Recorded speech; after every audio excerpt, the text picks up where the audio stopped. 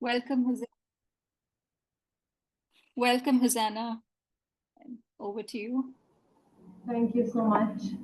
I'm really thrilled to be here, and I see a lot of familiar faces in the audience, and I'm really excited to share all my learnings with all of you. I'm really excited to hear what all of you have to say and contribute to this field because, like Anjana said, it takes a village to raise our kids. It takes a village to have neurodivergent people prosper in our community.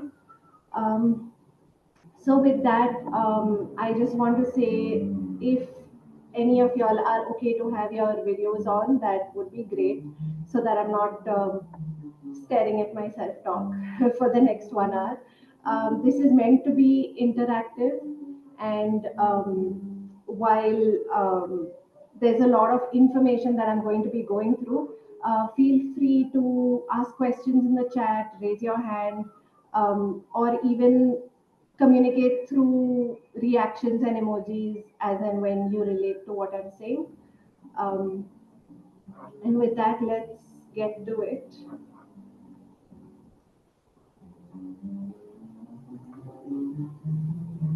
So, Just a second. can all of you? I would request everybody to stay on mute so we hear the speaker clearly. And Huzannah, please check your volume. Yeah, is this okay? Is this better? Yes, yes, yes. And there Okay. is a background music. There's Yeah, background. just give me 1 second.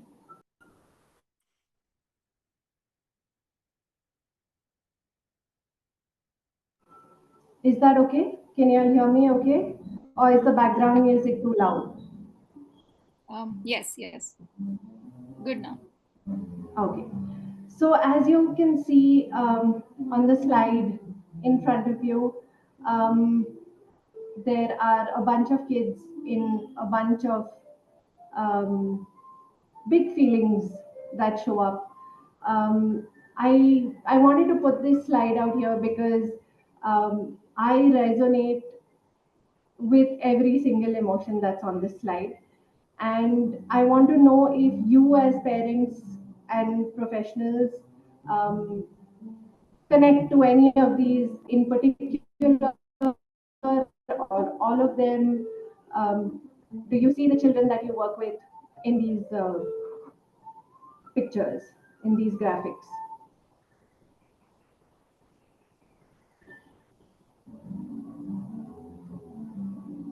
Okay, so why this workshop? Like Anjana said, I'm a professional myself. I've worked with neurodivergent children for a long time, and I have a neurodivergent child myself who's now a little over 10. I was also diagnosed as neurodivergent pretty late in life. And what I realized is through my parenting journey, despite all of the therapies that we could get access to, my daughter still continued to have a lot of struggles in certain areas. A lot of the successes that we saw in the different kind of therapies like OT or reflex integration or vision therapy, all of those successes that we saw tended to kind of have a ceiling. They wouldn't go beyond the point, or they wouldn't generalize into her coping with life more easily or more resiliently. And that actually got me thinking on, something is missing.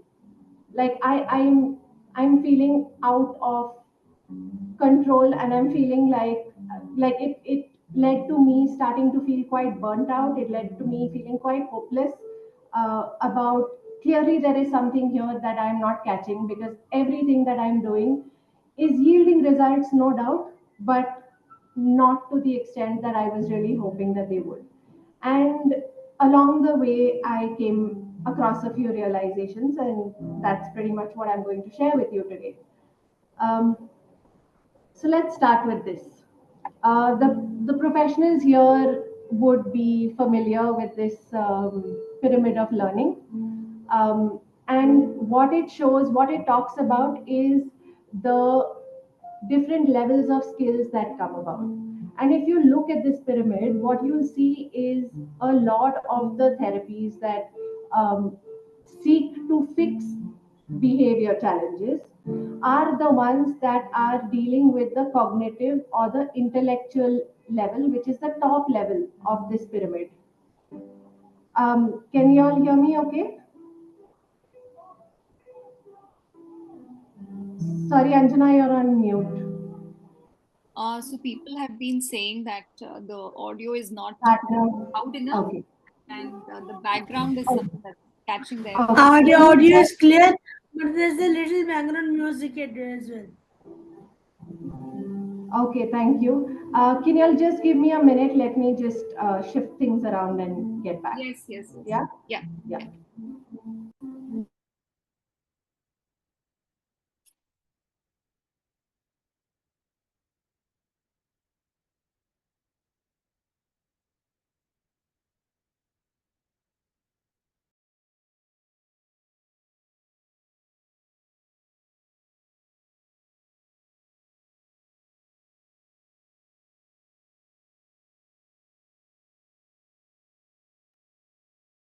Yeah, people can also choose the option of show closed captions. Yeah, thank you, Teslin. We can do that.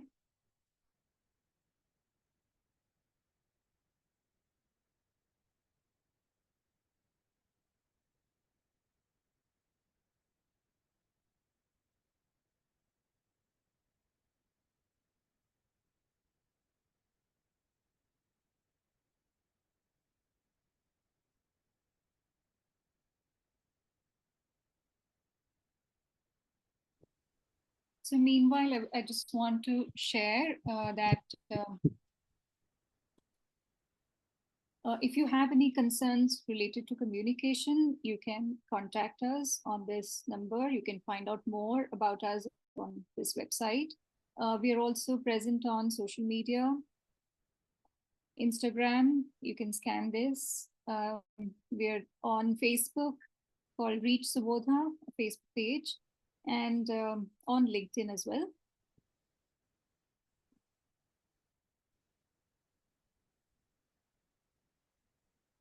Ma'am, Anjana ma'am, do you offer online sessions as well for autistic children?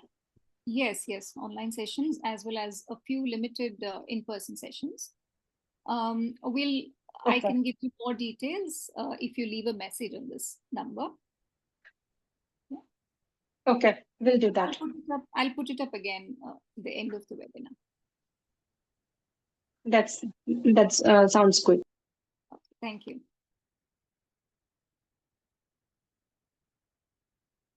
Ruhi, come back, come back. Then I'll on it. Ruhi, come Okay. back. Sofa.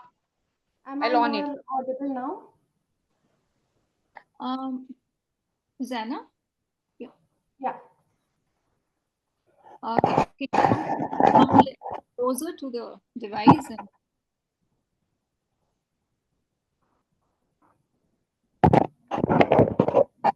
Okay. Is this a little better? still a little lower? Is this good for everybody?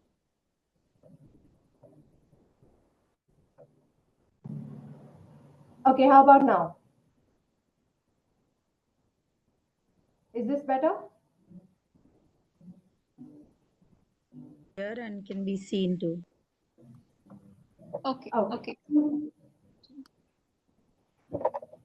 Okay. So, like I was saying, um, a lot of the therapies or the approaches that we tend to come across to fix our children's behavior problems tend to be the ones that are targeting the top of the pyramid, which is the cognitive or the intellectual level of learning.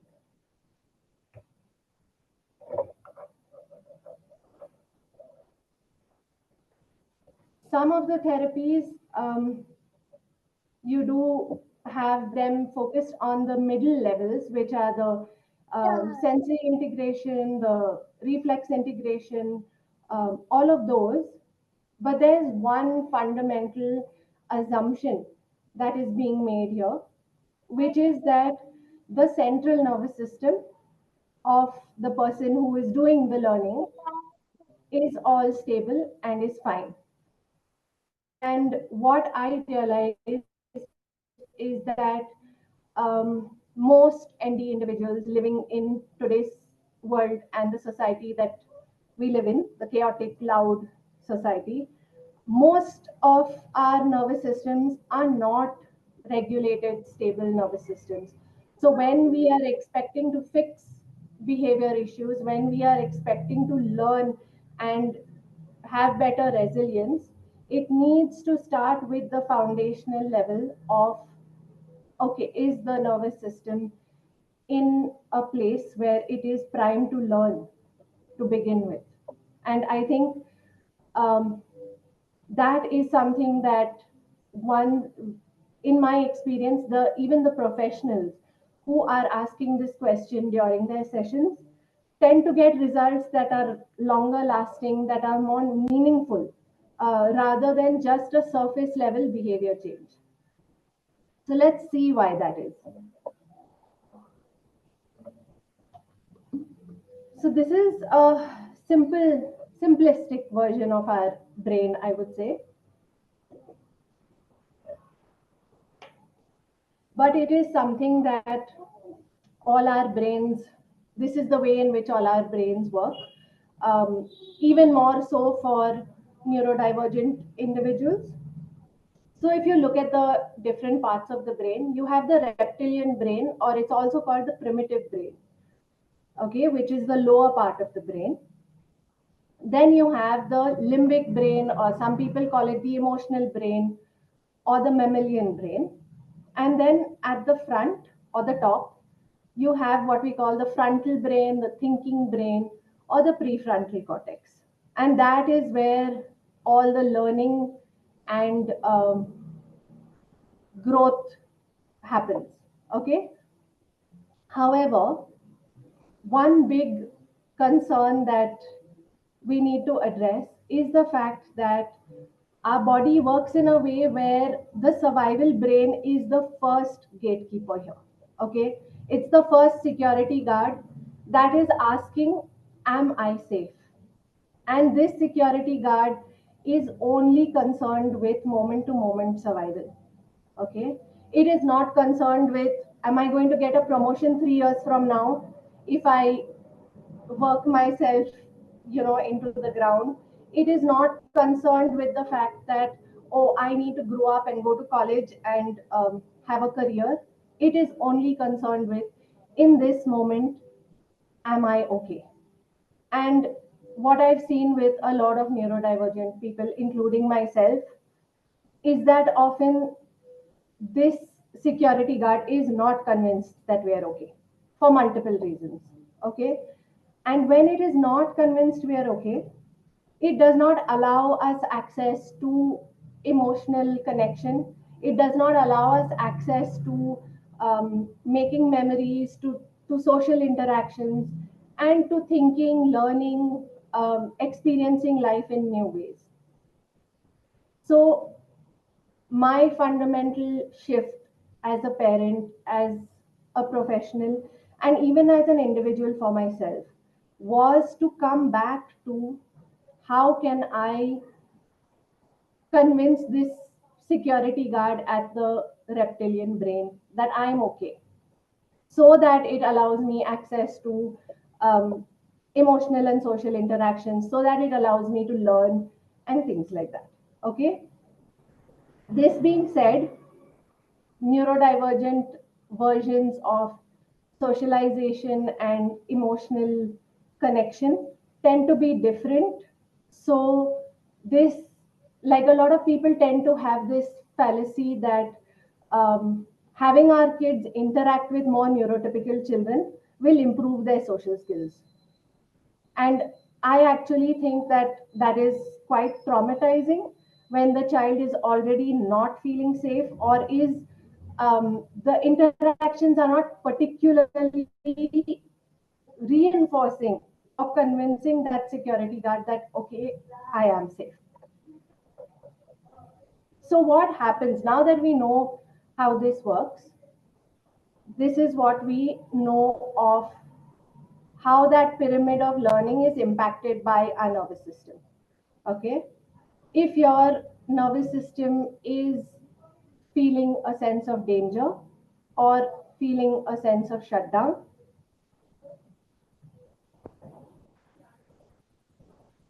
then this is the next level. Your sensory regulation tends to start acting up. Like, I have a lot of parents asking me, oh, my child is suddenly having a lot of sensory sensitivities that have not been around for a few months. And I cannot figure out a specific trigger that has caused that sensory dysregulation. Often it is the fact that suddenly this child is not feeling safe and their sensory system has kind of gone out of whack because of it. And when the nervous system baseline is not feeling regulated and your sensory system is out of whack, then learning is, I mean, there's no point. There really is no point because there is no long term goal that is being met. It, in fact, you're at risk of re traumatizing the child or further traumatizing the child by expecting executive functioning. It could, you're just expecting a lot of skills and capacity that at that moment the nervous system just does not have. And this really helped me change my perspective when, as a parent, I'm trying to help my child that is having a meltdown. It really helped me to understand that it is not that my child is being, intentionally fussy, or my child is being uncooperative or sensitive. It is the fact that my child is genuinely struggling. Their nervous system has lost the capacity to um, be in the space where they are capable of learning or behaving appropriately.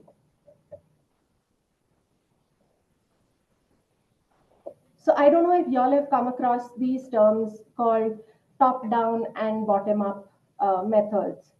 This was another revelation that I had. So, like Anjana mentioned, I did my master's in psychology in 2009.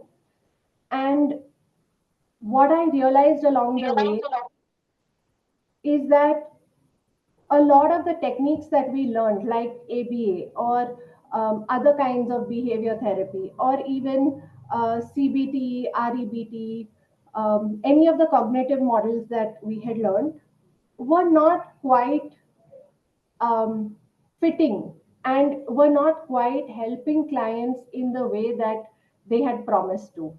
So over here, what if you can see the diagram, the kind of therapies that talk about your thoughts and external consequences controlling behavior, those are called the top down models. So for example, ABA says that if you reinforce the child for behaving appropriately, then they will be able, their emotions around that environment will change and their behavior will change. Or the cognitive models talk about, if I can reframe my thinking about, oh, this is not an anxiety provoking trigger, this is actually a novel thing that I can be excited about, that will change my emotion and therefore change my behavior. However, I don't think it's as cut and dry for neurodivergent individuals. And there is a lot of research that is showing that the way that ND brains process information tends to be more bottom up than top down. Okay, which means that if I am going with the baseline of, am I feeling safe? Then I can start to appropriately process all the stimuli that I am coming across. I can have the possibility of having a stable, healthy emotional reaction to it. And that is going to impact my behavior to be more responsive and in proportion to the situation that I'm in, rather than being a very out of control overreaction that we tend to see when our systems are out of regulation. I'll just stop here for a second. Anjana, any questions related to this that have come up in the chat? Yes, Huzannah. So Simi asks, ma'am, at what age the reptilian brain begins to show normal response? So we are born with our reptilian brain intact. We are born with the mammalian brain developing, and we're born with the start of our prefrontal cortex developing as well. As some of you might know, our prefrontal cortex does not stop developing till at least the age of 25 to 27. And even the emotional brain. So all the things that we do with our children as newborns, the breastfeeding, the baby wearing, the rocking, cuddling, interactions that we have with them are all things that go towards the healthy development of the emotional brain as well. Any other questions? Archana Marigauda has a comment. It could also be multiple things building up to that point. Yes, people agree. And Meenal says, nice and simple way to explain what's happening in the brain. I'm glad. I'm glad to hear that. We have a question from Meenal. How to achieve long-term feeling of safety for a child? I think we'll take it up towards the end because Yes. Huzannah will be sharing some more information. We are going to touch upon that. Of course, like I could do probably a 1 week long course on how to achieve safety, or maybe even a 1 month course. The learning never ends when it comes to that. But we will be giving some information there going forward, and any further questions you have, we can take up at the end. Yeah, so Naina Singh rightly points out that is it so simple to diverge the thought from positive to negative? There have been times when we talk to a child and maybe the child feels better at that time, but after that they get back to square one. Sometimes we can divert them. Yes, exactly. So most, as Huzannah was saying, I could relate to it. Most of the cognitive models that we were trained with in our graduation or other courses was very cognitive based. If you can change the thought, then you cognitively reframe your thoughts and then the behavior also changes, but that's not the case. And that's where we all get caught up. So any amount of social stories or anything will not, will have certain effect, but there is something beyond. There is a missing link, and that's the nervous system which is involved. Yeah. So please go ahead, Huzannah. We'll take the questions. So yeah, so what makes this whole bottom up and top down process important? The vagus nerve. I think it's becoming a little bit of a buzzword now on social media and among a lot of content creators, which makes me really happy in a way that this is becoming more the picture of this cranial nerve. This is the main highway of connection between the mind and the body. Okay, we are, especially models of psychology, and I think quite a few of the other medical models as well, we kind of get the impression that our brain is like this king that is sitting on a throne and telling our body what to do all the time. So our body is only like this vehicle for our brain to walk around in. But that's actually not true. A lot of the wisdom, the intelligence, all of that actually comes from the vagus nerve, which is the connection between the brain and the body. Okay.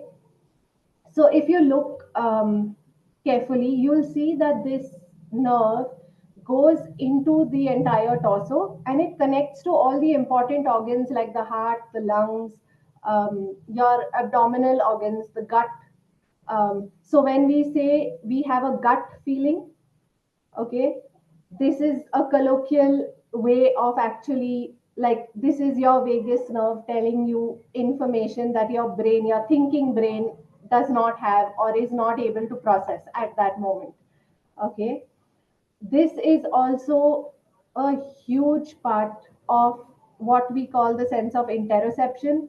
A lot of parents here must have heard of the sense of interoception and how our kids have very poor interoception. Again, I don't believe that it's intrinsically the fact that they have poor interoception as much as the fact that their vagus nerve is out of regulation, or in the words that we use would be to say it is offline, and which is why we struggle to understand the cues of what is going on within our body. Okay, and if you see, there is a part of the vagus nerve that is also going into the mouth, the eyes, as well as the ears. So this part of the vagus nerve, which is called the ventral vagal part of the nerve, is what is responsible for social communication. And we all know, I'm sure, Anjana, a lot of your clients who come to you for speech related challenges, that is directly linked to how online or how flexible or how much tone the vagus nerve has in the individual. And when the ventral vagal part of the nerve goes offline, we tend to really struggle with all the social cues that are being shared around us. And the other senses, the other sensory input from the rest of the body tend to take more precedence and have more importance at that time, which very likely becomes dysregulating. Okay.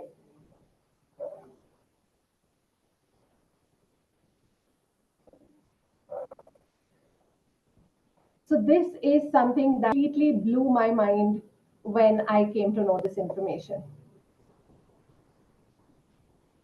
The vagus nerve is 80% information going from the body to the mind and 20% going from the brain to the body. So when we look at models or approaches that are asking us to help our thoughts control what our body is doing, we are trying to get 80% under the control of 20%. Okay, which, I mean, God, you're like swimming against the current all the time. Wouldn't it just be easier to help the 80% give more accurate information, give better quality information to the brain to make sense of, so that it can process and respond in a way that is way more appropriate to the situation. Making sense to everybody? Can people put some reactions up there if you're with me? Zana, so is there any way to make your voice a little louder? That's something that people are Okay. saying. Can you give me 1 second? I'll get my earphones and plug them in. I Sure. think that might help. Yeah. Give me 1 second. Okay.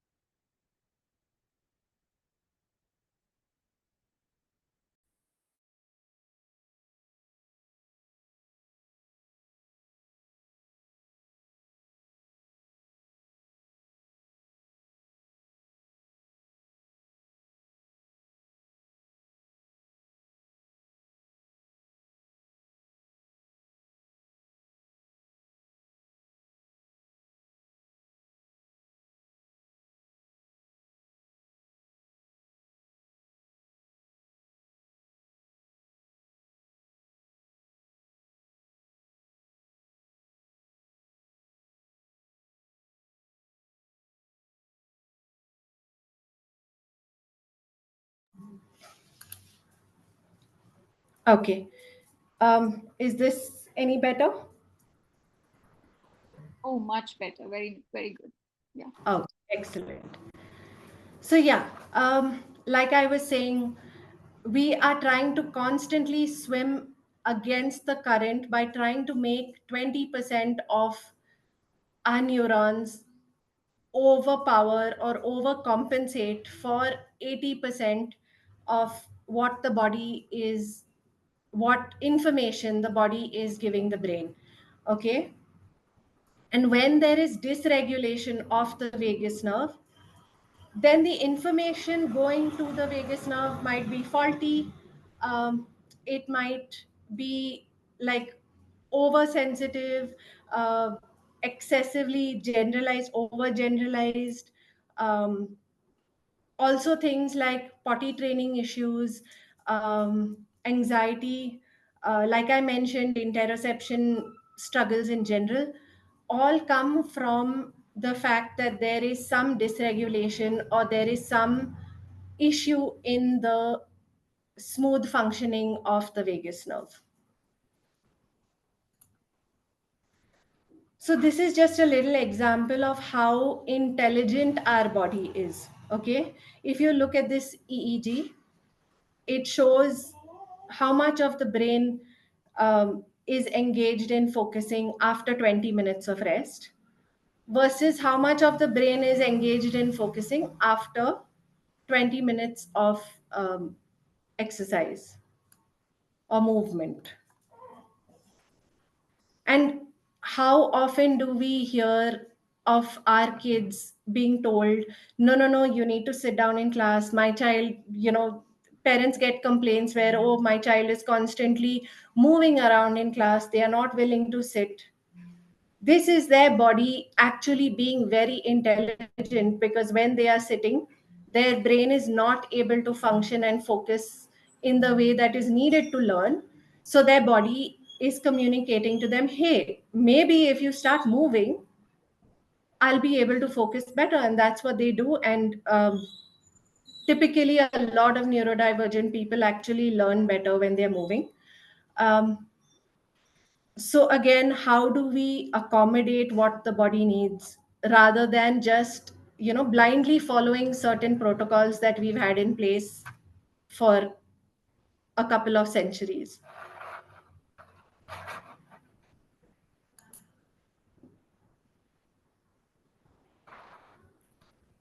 So this concept of the window of tolerance is a very simple concept that I actually love teaching the kids themselves about as well, not just parents and professionals. So if you want to go ahead and teach your child a simple version of this, it is hugely beneficial. What is the window of tolerance?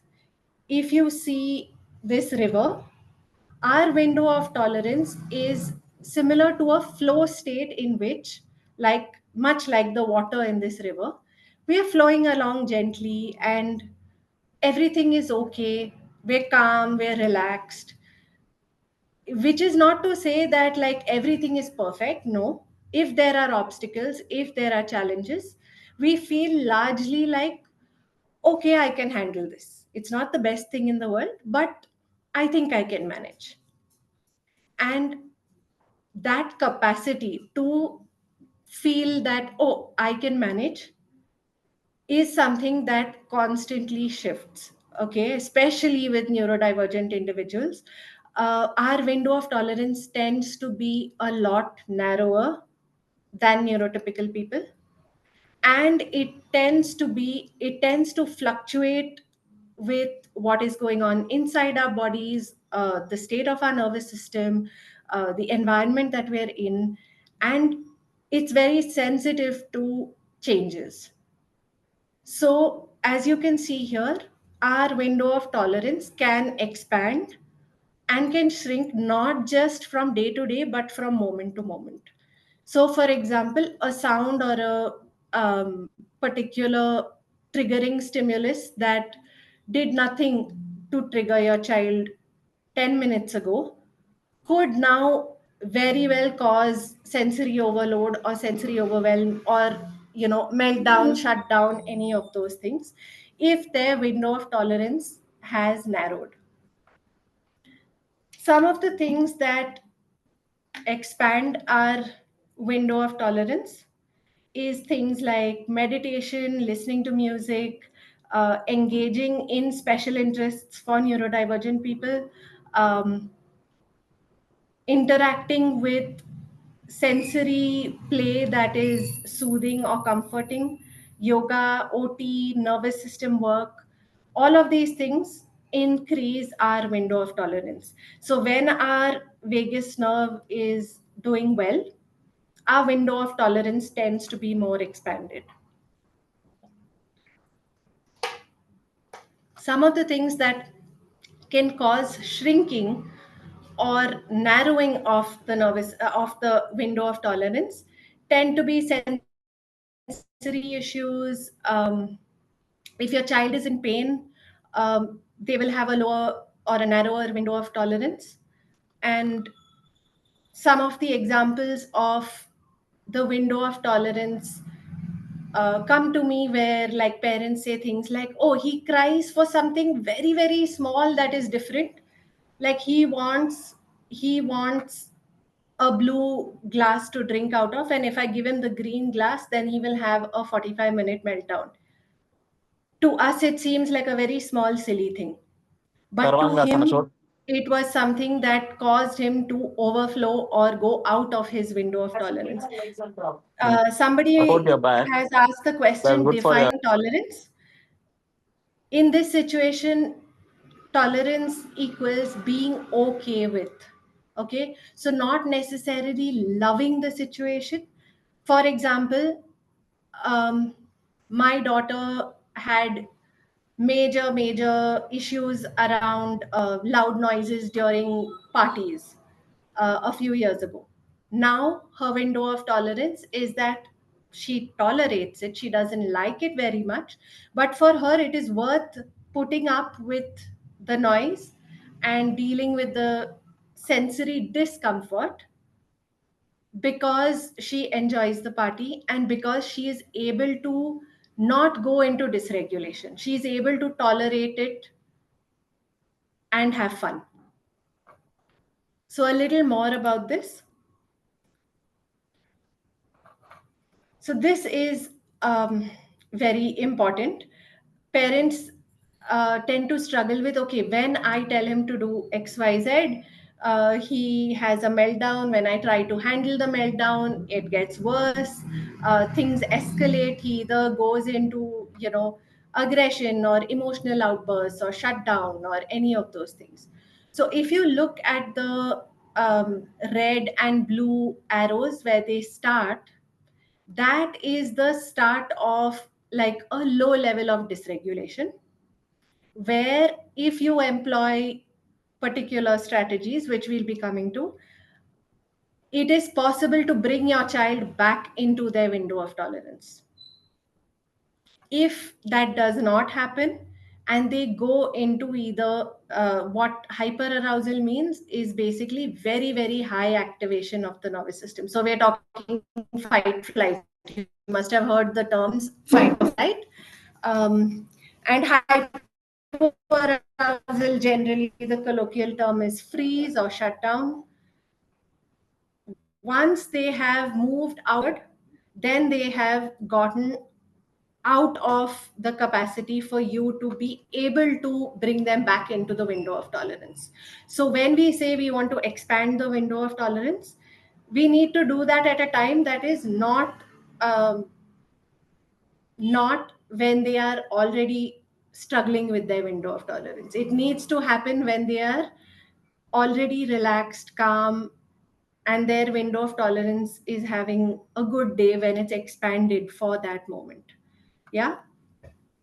So over here, if you look at hyperarousal, what we tend to see is when your child is starting to feel agitated. So it starts off with the dysregulation, which would start to mean like a little bit of agitation, a little bit of anxiety, maybe a slight frustration. You'll notice it in their pitch of their voice starting to get either louder or higher.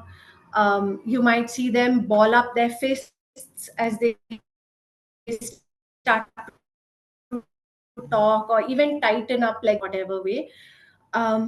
There they are starting to get dysregulated, but they're not completely out of control yet. And on the other side of things, you might see things like the child being overwhelmed, very distracted, staring out into the wilderness and not focusing on what you have to say, maybe feeling hopeless, slightly depressed. And when it goes into full blown hypoarousal, then you would see things like complete shutdown, lack of muscle tone, completely, when the child flops down on the floor and when you try to pick them up, they're dead weight. That is typically a freeze or a shutdown response.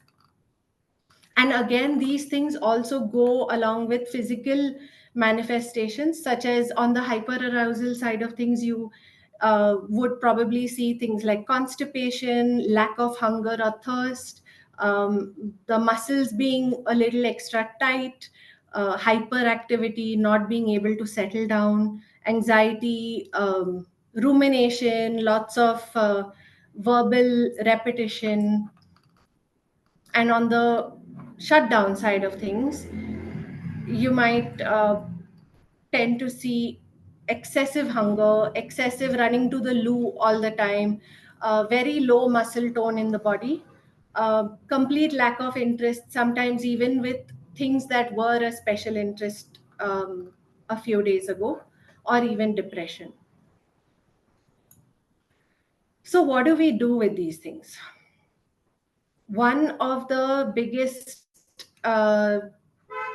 commonalities that I have seen among the parents that I've worked with, as well as in myself as a parent, is that we want to try a lot of ways to help our children, but invariably, we might not use the right way to help our child at the right moment. Okay, this is work by Dr. Bruce Perry, and he talks about starting from the bottom, which is to regulate. Okay, if you, sorry, just give me 1 second. Yeah, okay. So if you look at the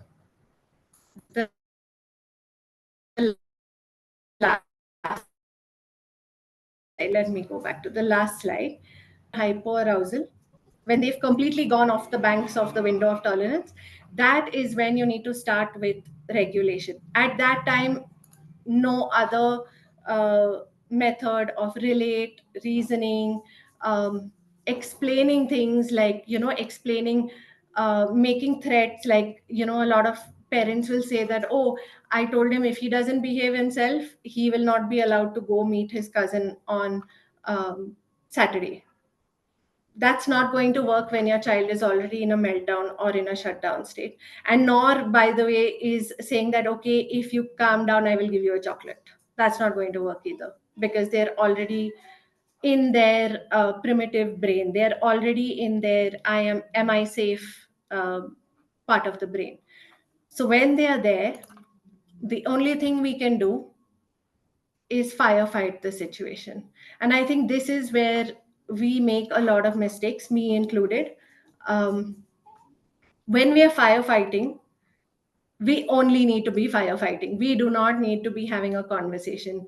We have a lot of instances where, the parent will be trying to explain to the child, Arisi, I know you're sad, but this person did not show up because they had their reasons, etc. So you should understand what is going on, in the hope that their explanation will make their child feel better about the situation and resolve whatever they're struggling with. Okay, however, that, like, to me, that is akin to a firefighter coming and having a conversation with you regarding, oh, how did the fire start? Are you put this in that electrical outlet, you shouldn't have put it there, that was a bad idea, that is what started the fire. He is not coming to discuss all of that with you while the fire is burning your house down. His first priority is to put out the fire. So when your child is having a meltdown or in shutdown state, your only priority is to firefight. if you or your child or both of you are not physically safe, the priority is to get both of you safe and then work on other strategies. Okay. One, like some of the strategies that we use are sensory tools. You can use things like sensory regulation, like things that you know are calming to the system. So for example, a lot of kids like deep pressure.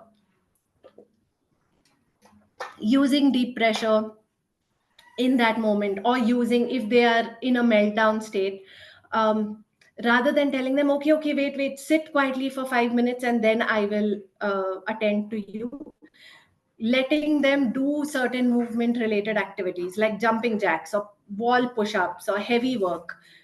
Any of those things tend to bring them slightly better regulated than they were. So you have more of a chance of bringing them back into their window of tolerance. This is a big one. How do I keep myself calm while I am firefighting and while I am helping my child through their meltdown or their shutdown? Okay. This is something, this is a small way that really helps. There are lots more uh, tools that you can look up. You can look up things like box breathing, star breathing, butterfly hugs. You can step away to drink something cold, something hot.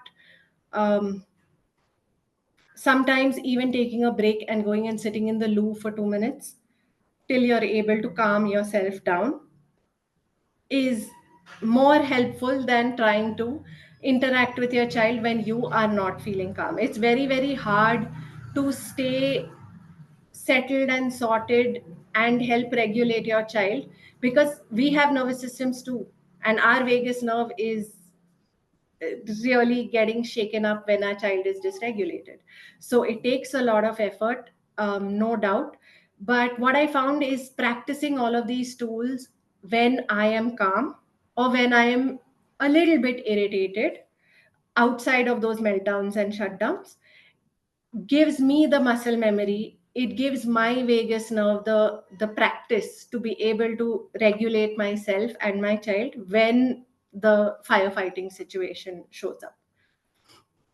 Another important thing is to never force your child to do any regulating activity, because if they are not, their body does not have the capacity to do it, it is just going to escalate matters. So for example, I actually, as a neurodivergent person, I find taking a deep breath extremely unsettling. And if I were angry and someone came up to me and said, hey, why don't you take a deep breath, I'd likely want to punch them in the face. I wouldn't, because I've worked on my impulse control, but I can empathize with the kids wanting to do that. Okay. So when you offer, you're always inviting your child to take do these things. It is best, I have found, when you do them yourself. So I would do something like, I'd say, okay, looks like we're all getting really stressed out and you're really struggling right now. So I'm just going to sit here and take a few deep breaths of water. Or maybe I'm going to get myself a cup of ice cold water. Would you like to have a sip when I get it? Using physical proximity if the child is okay with it. If not, respecting their boundary, respecting what their body is telling you. Co-regulation. So this is a big thing that again has become a buzzword that a lot of parents struggle with, me included. There are many days that I cannot stay calm when my child is having a meltdown. And I think what helps in that situation is to be honest about it and say that, you know what, I'm really sorry. I am also getting very badly dysregulated right now. I need a minute. Okay.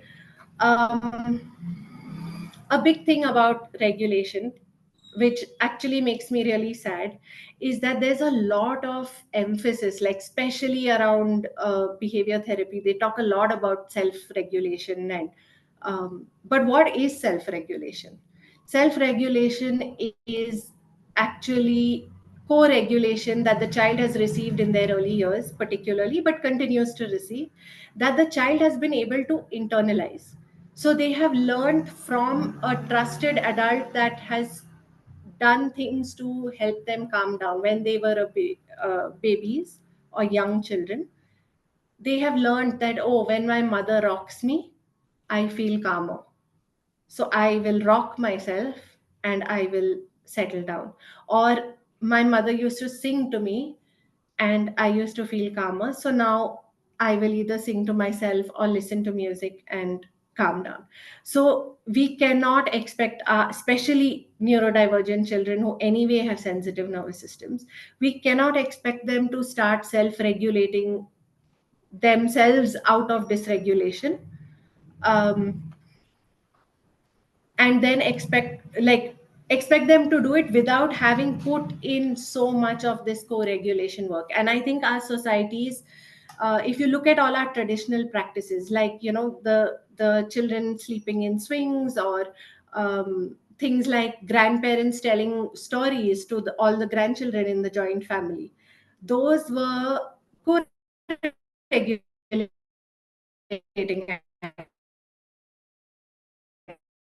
activities.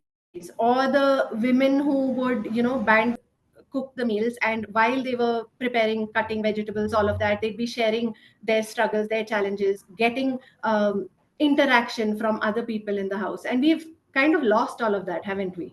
And we've lost all of that from an early age. So I think it might be important to take a step back and really think of what are the co-regulating activities that I really enjoyed when my child was younger, and what I continue to enjoy, and intentionally, actively making time for that co-regulation with our kids.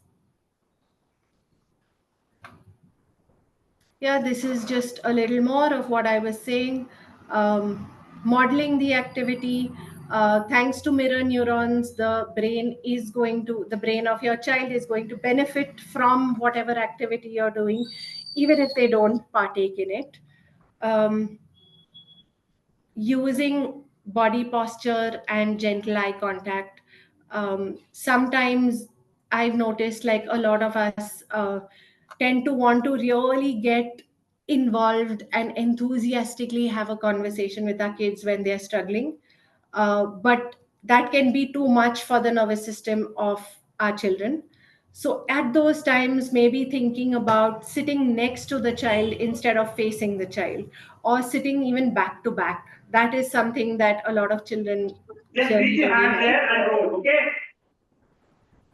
like. Again, like I was saying, deep pressure, proprioceptive activities, um, reducing whatever overwhelming stimuli you can, introducing stimuli that helps them calm down. So a lot of kids will have preferable, like either stuffies, or for me, I know it is essential oils. When I'm intensely dysregulated and nothing is helping me to settle down, I will take just 10 minutes or 15 minutes, put a little bit of my favorite smelling essential oil, and immediately my system starts to feel a little better.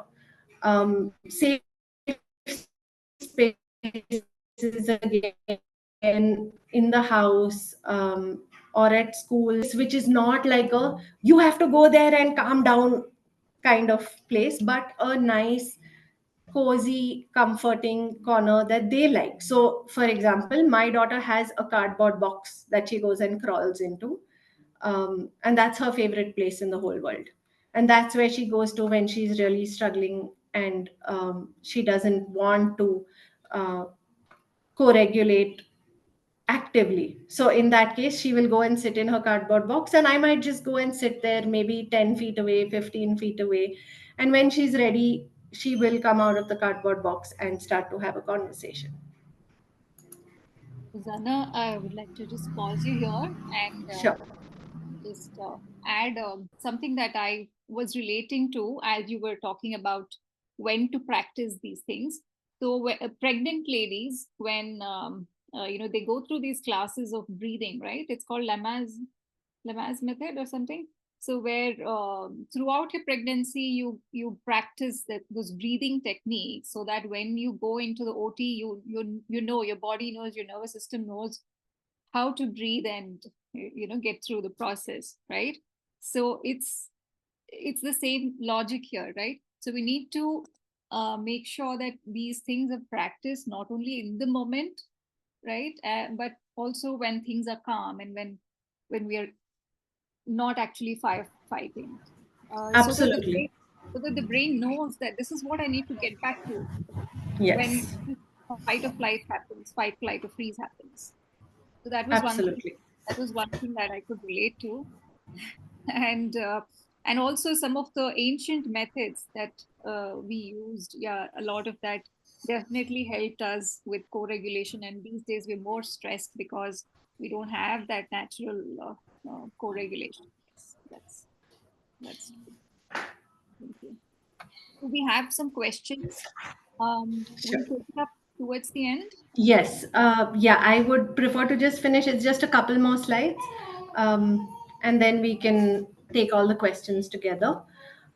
So yeah, so now once you're done, if you remember the window of tolerance, you brought your child, or your child has calmed down enough to go from that absolute meltdown or shutdown phase into the slightly dysregulated but not out of control phase.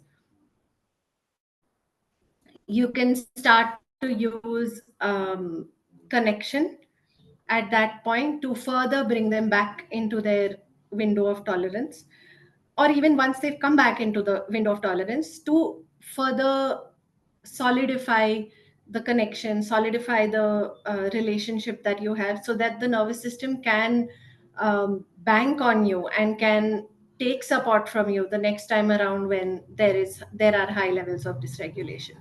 Okay, so like I said, doing activities together, time and spaces. um, Again, I hope people here who have been with the best intentions using time out kind of methods to get our kids to calm down will really reassess whether that's the best thing for their child. Now knowing how the nervous system works and knowing that it needs to feel safe, and the way that our nervous systems feel safe is within relationship with trusted people. Okay, so when we send our kids into timeout when they're already feeling unsafe, that is just traumatic. So my favorite phrase in the world is, when you know better you do better. And this is one of those things that I'd really like more parents to understand, because I know that they're doing the things that they're doing with the best intentions for their kids. Another thing that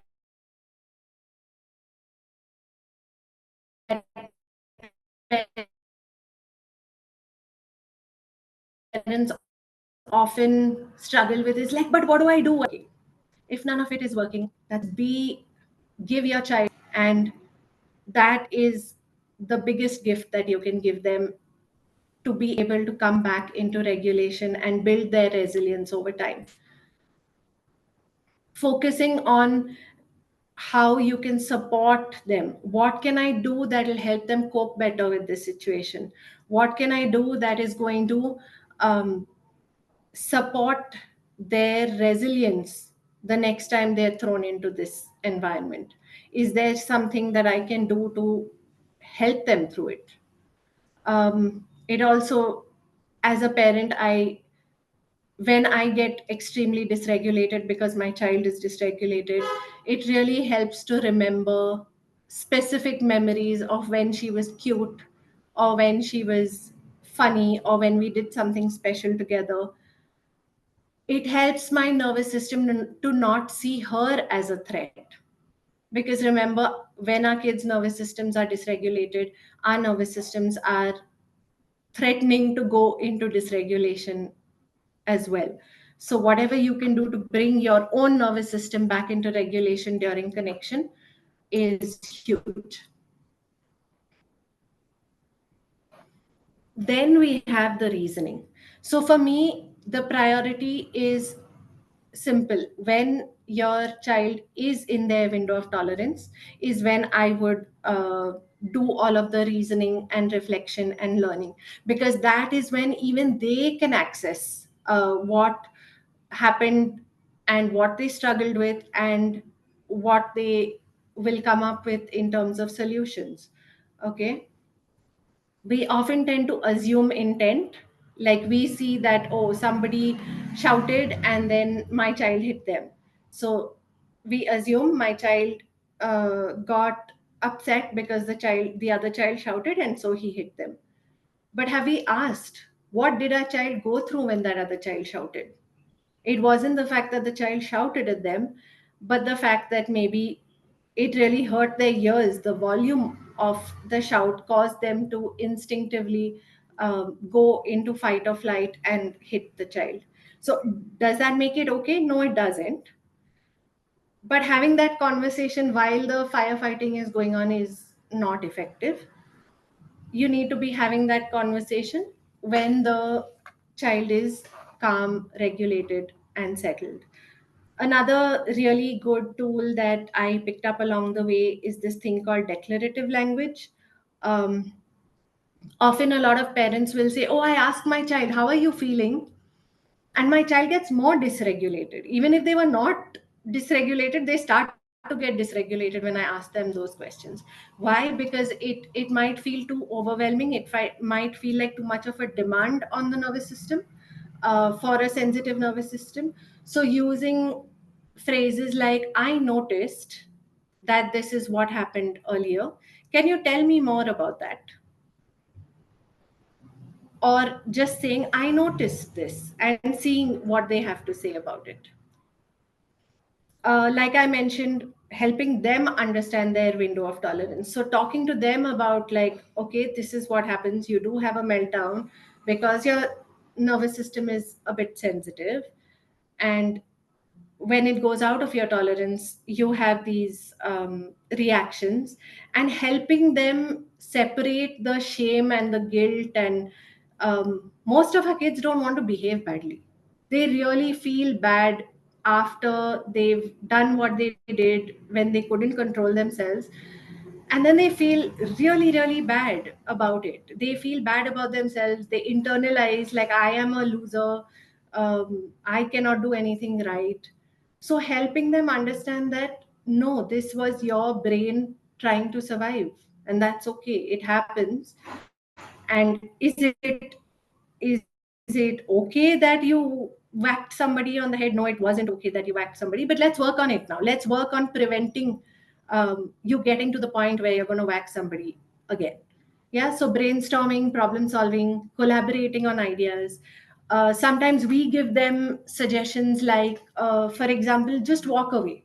Okay, so this is a common one that a lot of us suggest, right? Walk away from the situation before you start to get aggressive.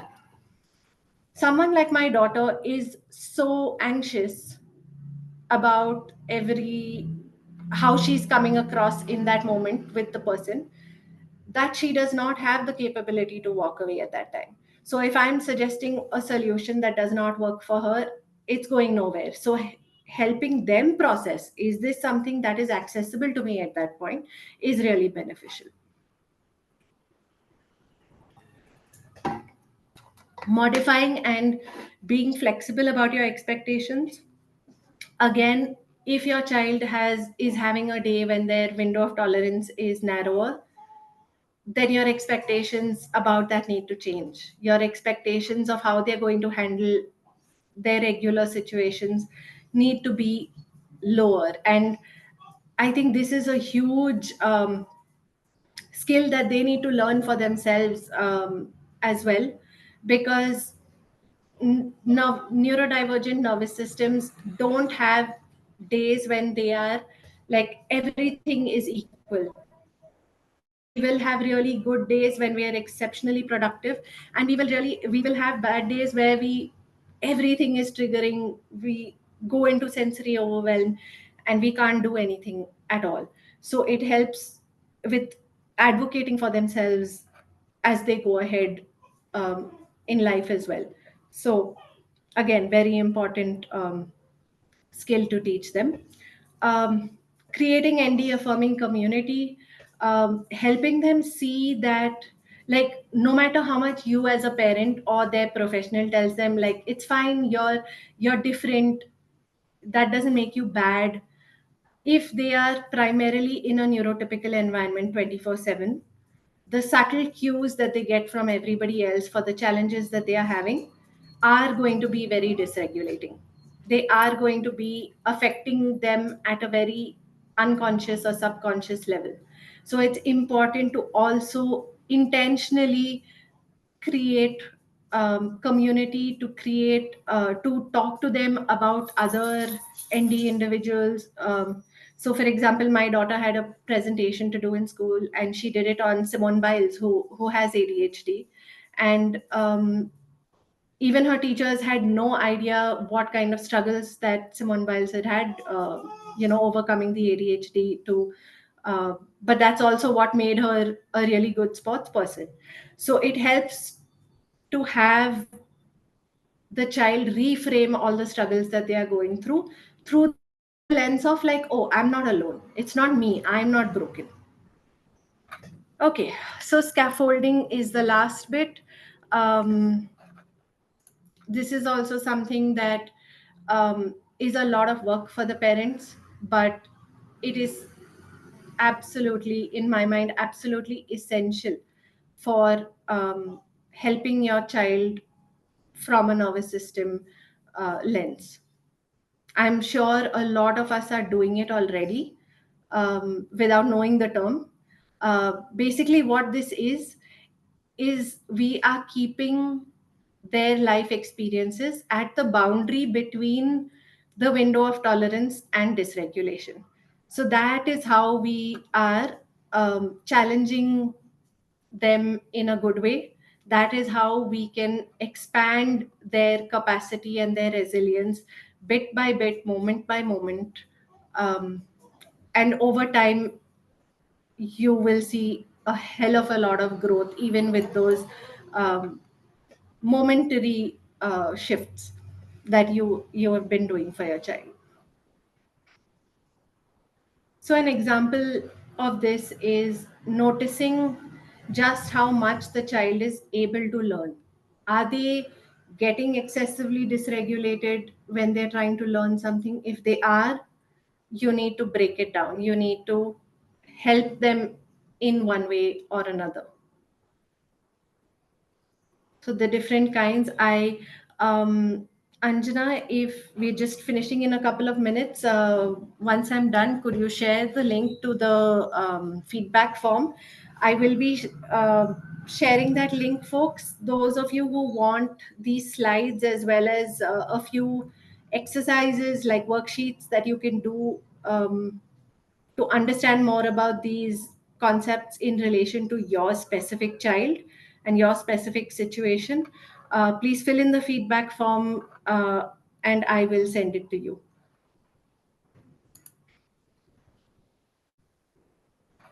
So this is what brings it all together. When are we using strategy 1, which is the firefighting, bringing them back into regulation?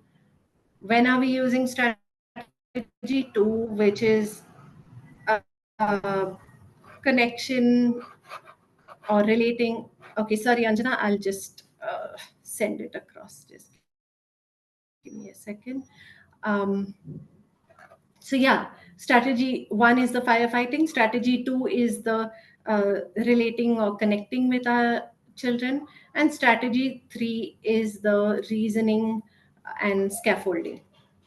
So now you know when to use which kind of approach to helping your child at different times.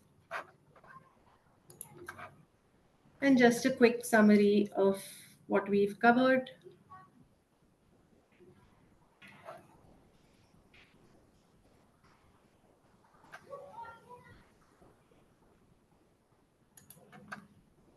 And we're done. Thank you so much. I will take questions now. I hope that this made sense to you all. Yeah. Tell me, Anj. Yeah. So I'm going to read out the questions. You can also unmute yourselves, come up on video and ask the questions.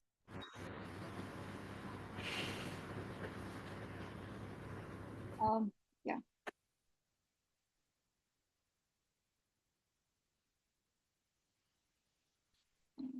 Just a second.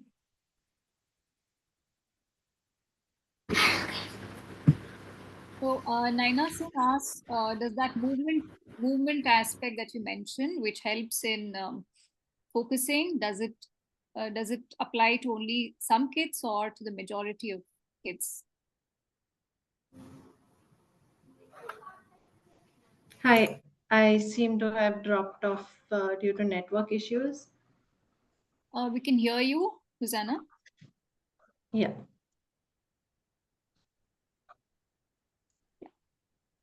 Yeah, so the question is, does movement help in focusing? Movement helps in focusing, better focus. Does it go for only some kids or majority? It depends on your child. So I would say if the movement is helping them regulate, if it's helping them to be connected to what is going on, uh, then that's okay. If the movement is getting distracting for themselves, like if they're running around so much that they cannot focus on what is going on, then that I would kind of want to slow down. And while we're on the topic of movement, I wanted to address even stimming. A lot of people have asked about stimming in their questions on the registration form. So even stimming, if the stimming is helping your child focus, if it is helping your child stay present in the moment and connect or contribute or experience the moment fully, then I would allow it. If the stimming is getting so distracting that um, it's becoming another way to distract themselves from what is going on, then I would gently ask them to change to a different method that is not as distracting. Then Naina asks, is the window of tolerance easy to be expanded? Every child will have a different window of tolerance, maybe a reason much valid. So should we try to help them expand it or try to shrink it? And is it practically possible to change the tolerance level of a child? And would it cause any negative consequences for the child's mental health? Is That's Naina? a good point. I think you cannot actively like push expansion of the window of tolerance onto somebody else. You can only support them and co-regulate with them to the point where their nervous system is regulated enough that the window of tolerance automatically expands. And she also asked, do we always need to wait for the child to reach hypoarousal? Can't anything be done prior to stop the child from reaching that stage? And how can we identify it early and help prior? It's like traveling and reaching a point where it might get very difficult to come back. Why can't it be stopped or worked on in the initial stage itself? I think that you have covered it, and that should answer this question towards the end of the presentation. I'm going to take some more questions. So Mithila asks, sometimes kids are really acting out. Are there any physical signs to differentiate a tantrum and the child is really out of window of tolerance? I think she's asking between how to differentiate between tantrum and Between a tantrum and a meltdown. Yeah. Yes, So that is my question. I would always assume Ma'am, that yeah, ma'am, it can is I a elaborate meltdown. my question? Sure. Yeah, because I'm a mother to an autistic son. So, and also a lot of autistic individuals very good Sorry, you're very muffled. I can't seem to hear you. Huzannah, can you please turn on Yeah. your video if you can? I'm really sorry. Yes, hi. Is it better now? Yes. Yeah. Is my voice? I'm mother to an autistic son. He's 8 years old, and I'm also a neurophysiotherapist. So I kind of understand nervous system. Sorry, your voice is again Yeah. it's going off. Okay, fine. I think I need to sit down. Can you just type it Is in it the better? chat? Yeah, I'm really sorry. Really sorry. Is it better? Yes. Yeah. Yeah, okay. So my son is autistic, and a lot of autistic individuals are pattern recognizers, and they tend to understand that. And he also has a profile of pathological demand avoidance or pervasive drive for autonomy. So a lot of times they know that what are the things that so they can, my son can mimic friends. So my son really can mimic a meltdown. So I have understood that when he brings his hands to midline or makes a fist or tightens his body, these are the signs when or his face is really red. Then this is Yeah. somewhere he is really into the meltdown. Like he is not able to have a control. Are there any other physical signs that that are like so that we do not miss a lot of times when we are really supporting our children all the time? uh, I have done that, and that is we do it at the risk of spoiling them. So disciplining our children is also another factor. So I feel that is a very tight line, that tight rope that we walk on. So we just wanted your opinion about that. Yeah, that's a great question. In my opinion, all tantrums are also like they are meltdowns, unless, of course, it's 100% fake, where in a very, very rare circumstance, it might be 100% fake. Even if it is, I would say 60% fake and 40%, there is some truth to what dysregulation he is feeling. I would want to go back to the connection and the reasoning piece after the firefighting. So again, in that moment, I am not going to challenge whether it's a tantrum, whether he's faking it, whether he's manipulating the situation. When we are firefighting, we are only firefighting. And when that whole situation has calmed down is when I would want to know, okay, have we lost connection? Because typically with PDAs, what leads to a tantrum, or acting out, or whatever you want to call it, is a couple of things. One is too much demand, or two is loss of control or loss of autonomy. Okay, so I Mhm. would want to go back to the connection and reasoning piece to see, okay, where have I made him feel that the demand was too much, and Mhm. where can I how can I reduce the demand? Maybe it is an essential activity that cannot be, like, you cannot reduce or do away with that demand, in which case again I would then look at, this is where the scaffolding piece comes in. I would want to look at how I can scaffold or move the other pieces of what is going on in life to make it a little easier for him to cope with whatever that demand is. Okay, so for example, if he needs to brush his teeth today because he's not brushed his teeth in so long and it's too much of a demand, can I make the rest of his other activities a little easier so that he copes with the demand better?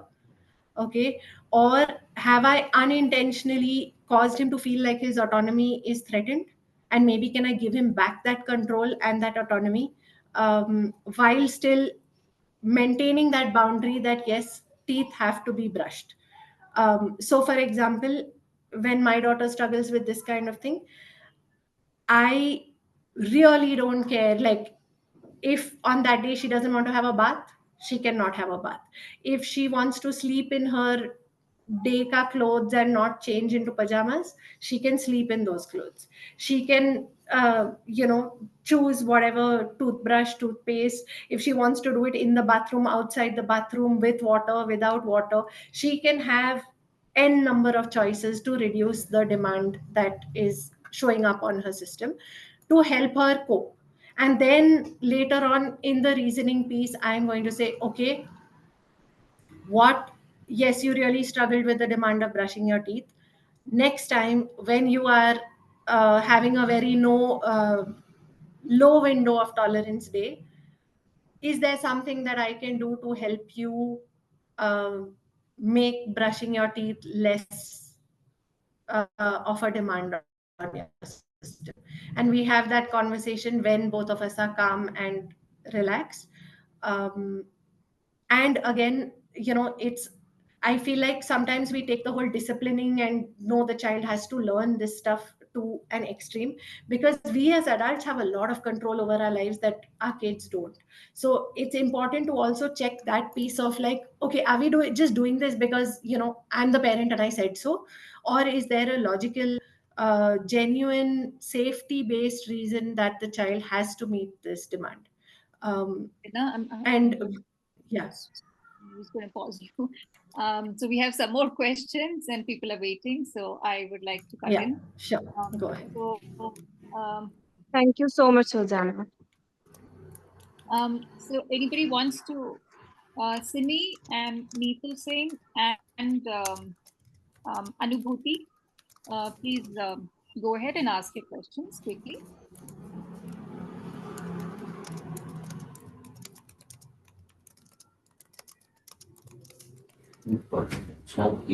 Huzannah, I want to ask a question. Sure. I'm Neetu Singh. Tell I me. just want to ask how to divert the attention, because once a child becomes pretty rigid, right, pretty used to of one situation or one person.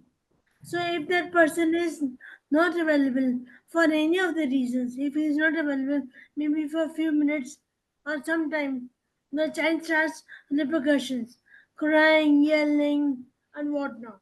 So how to divert her attention? So again, it boils down to rigidity is typically a sign that the window of tolerance is very low today. Okay. I get that way too. So when I am having a day that I'm struggling with. Typically, my food sensitivities start to get worse. My auditory sensitivities start to get worse. So then I become more rigid about no, no, no, I only want to eat this particular dish. I will not eat anything else. I only want to be with this person in the room. I don't want anyone else there.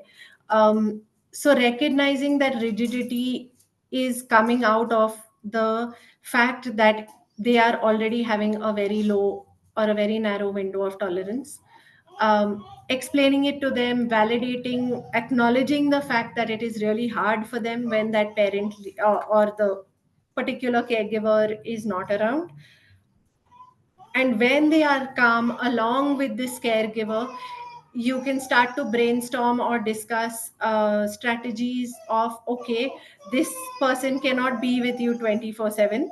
So the next time that this person is not around, what do you think will help you cope a little better with their absence? So for example, my daughter will wear one of my gym t-shirts. Like she'd pull out a shirt from my laundry basket, which most people would be like, oh my God, that is disgusting. Like, don't do that. But for her, having my smell enveloping her when I'm not around helps her soothe her anxiety enough to cope with my absence. So But ask her yourself. anxiety, but her anxiety doesn't cope up till the time she sees that person or she speaks to When, that person. yes, so when that person is around, you need to start asking questions of, okay, what happens when this person is around? How do you feel when this person is around versus how do you feel when this person is not around? And what other things make you feel that way? Are there other things that help you feel comfortable? And on a very very slow pace, uh, expanding that capacity to cope.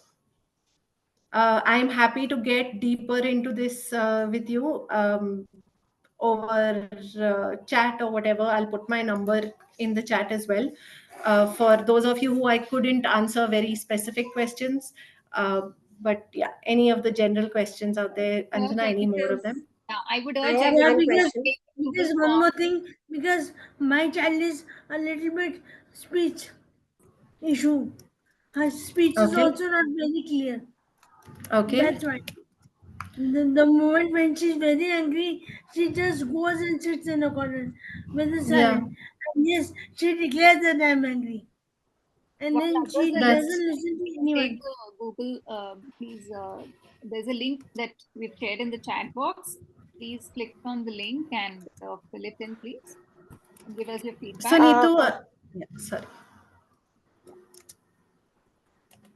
Yeah, Neetu, just to finish that loop, I wouldn't be able to go deeper into specifics of what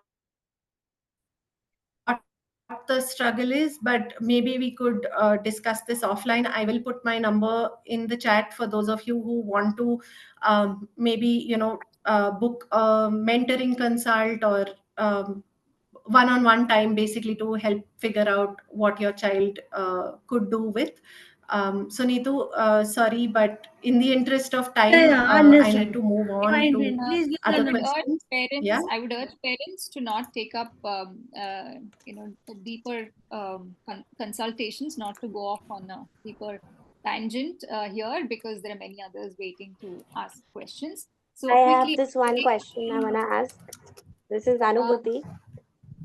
Anubhuti, please could you hold on? I'm just gonna. There's one short, very short question from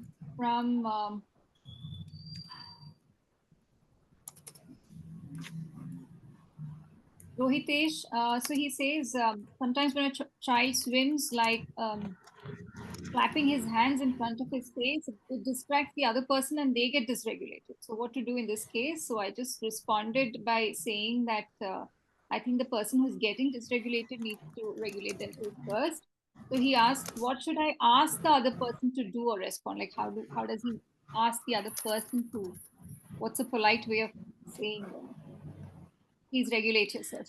So is this other person someone who is like close family, or is this someone who is like a person that they have to deal with, I'm assuming uh, somebody who's a coach. I mean, a who's third person?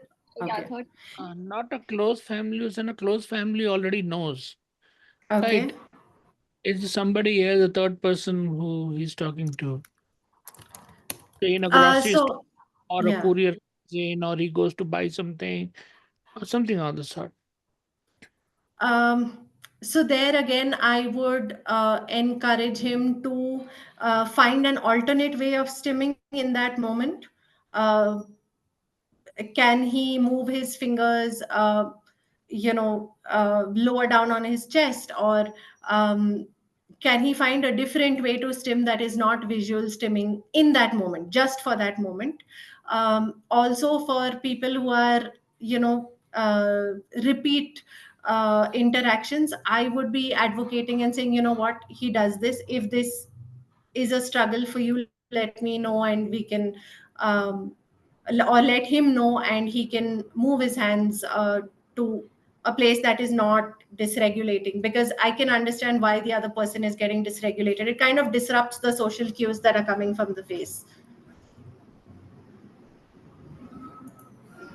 Yeah, that's true. Thanks. Anubhuti, please go ahead, ask your question. Yes. My daughter is almost 3 now. Uh, I am not sure if she's neurodivergent. I myself do feel like I am. Hello.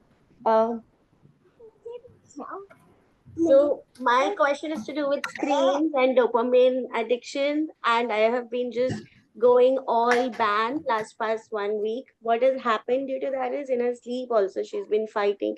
Just one video, mama, just one cake video, and I'm struggling.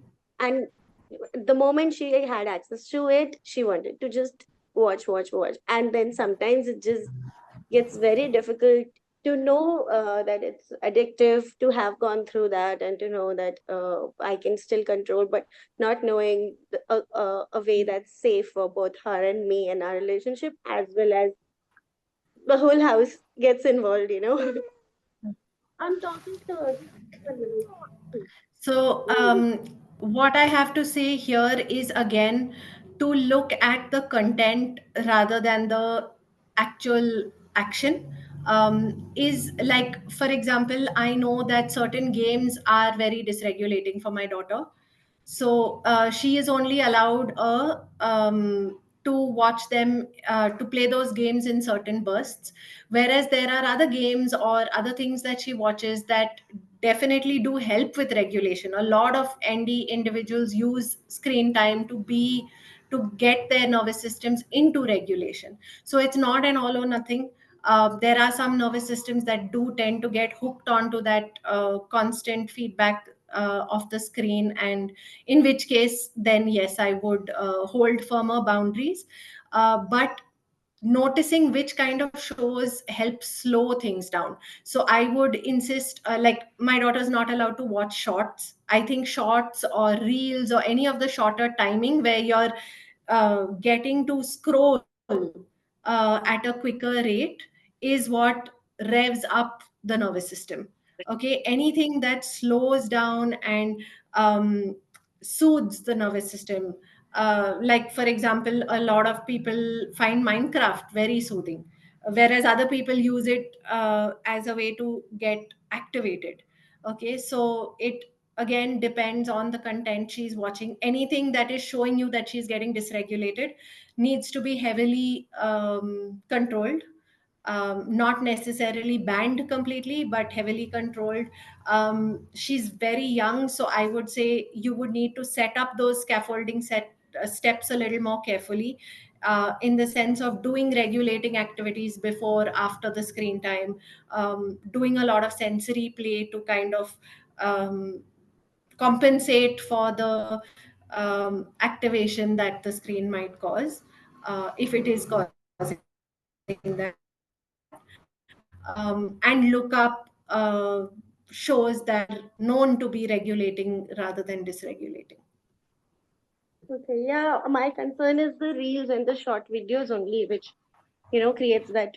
The reels and the short videos. She watches movies with us, which is fine with us, right? 3 movies she watches, we watch them all the time. But when she gets into that loop, this video, no, that video, okay, one more, okay, one more, then it gets very difficult. And I sort of shut down in that moment. So she slaps on my face and she's like, don't do this, mama. Yeah, Don't get so upset. That yeah, is my concern. Okay, thank yeah. you so much. Thank you, Anubhuti. Anybody else? Quick question. We'll just wrap up. Any comments and feedback you have, if anybody wants to I share? have a quick question. I'll just take a minute. Palak here. Right. Yeah, hi, Hi, Palak. Palak, tell me. Actually, my child is diagnosed as GDD, global development delay. So there are times when you feel he understands things what you tell him, but obviously it comes with a lot of behavior things. So my only concern is, for now it's him and me at home, but when friends visit or somebody visits us, or the other way around, when we go to somebody, he's very social, like overtly social, doesn't understand boundaries. So he gets very excited seeing people, whether we go to the clubhouse also, where he sees friends, their mothers, anybody. Like, I mean, it's not only that, helpers on the road, anybody, any human except me, he's very excited. So that boundaries is not there. And then that is one which I'm trying to teach him or remind him, boundaries, boundaries. But his way of expression is, he just wants to go, he just wants to kiss, he just wants to touch the cheeks. And I understand he gets happy, but that's his way of expressing. But not everybody understands, and especially children don't understand that. And secondly, the other thing what I or we as a family have observed is, suppose we visit your place every time, and you are a, like, there are many people, but you are the one who reacts or gets irritated or don't like his behavior. He'll come and poke you time and again, and you can see that he's doing it on purpose, to Yeah. grab attention or to get a reaction. But then there is so much that a person, forget any outsider, with me also, if it is constant, obviously I react. So how do we manage these things? It's kind of a fun So, thing for him after a point in time.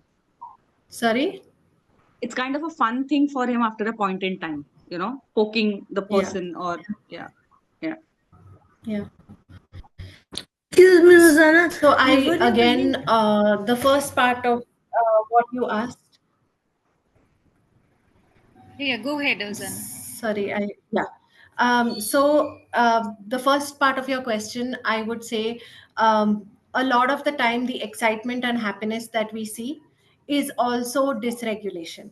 Okay, it is basically a physical activation in the body that is uncontrolled, which is again what leads to a lot of meltdowns. Like a lot of parents will say, "Oh, he was so happy a moment ago, and he was doing really like he was so excessively joyful and all of that, and now suddenly he's gotten aggressive, or suddenly he's gone and snatched something from someone." But um, to me, the excitement was also dysregulation. So doing a lot of regulating activities before you take him out, okay, particularly deep pressure, heavy work, those kind of things, because from what you're describing, a lot of his dysregulation, or what he's showing, is a lot of physicality to it. So I would want to address and support the physicality that he needs before we step out, so that he doesn't need to meet those physicality needs with random people. So that is definitely one thing. Also something physical to hold on to, or to interact with roughly while he is talking to other people, so that his hands are not itching to go grab them in the face. So giving him that feedback, basically he's sensory seeking with his hands as well. So helping him get that sensory support while he's interacting would definitely be helpful. With the second part, I would say, um, I would, particularly if he does that with people who have a bit of patience with you and him, and who you have a relationship with, I would use those interactions as teaching moments to say, hey, can you look at this person's face? What do you think this person is feeling right now? Does it look like they're liking what you're doing? Does it look like they are upset by what you're doing? um, have him take those learnings of, okay, what's going on here. If he is not receptive to that, then very clearly, firmly, but gently removing him from the environment, removing access to that person, so that he's not constantly going and bugging them. And then when y'all are calm, having a conversation of, hey, I realize that, this particular person, you felt like you wanted to go irritate them a lot.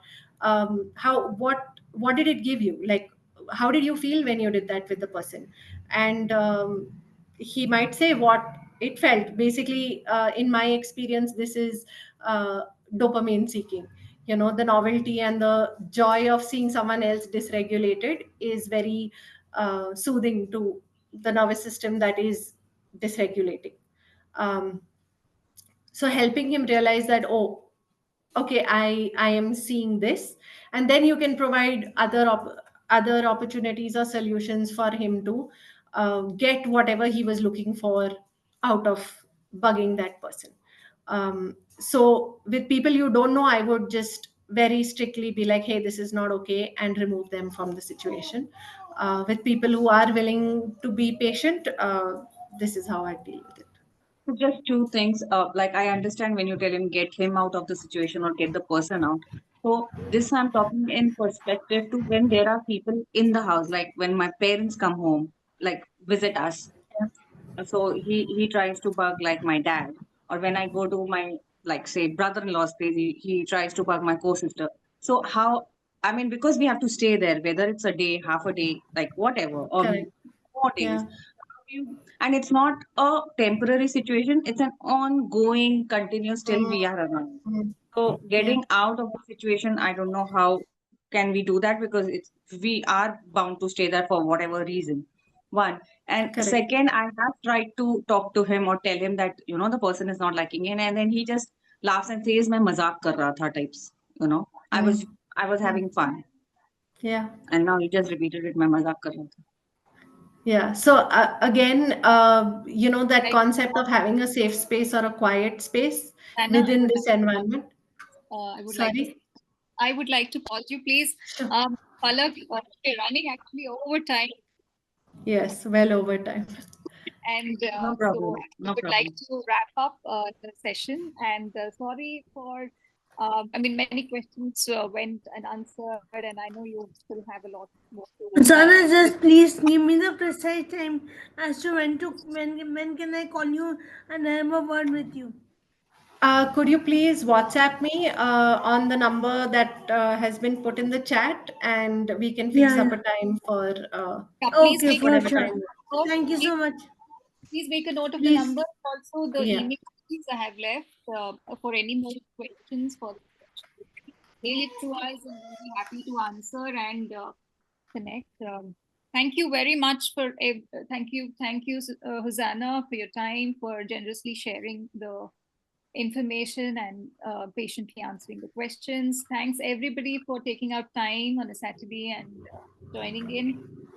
Please copy the link of the Google form and please give us your feedback. And any more questions, please email to us and you can reach out to us for further queries. Thank you, everybody, and have a good weekend. Thank you. Thank you. Take care.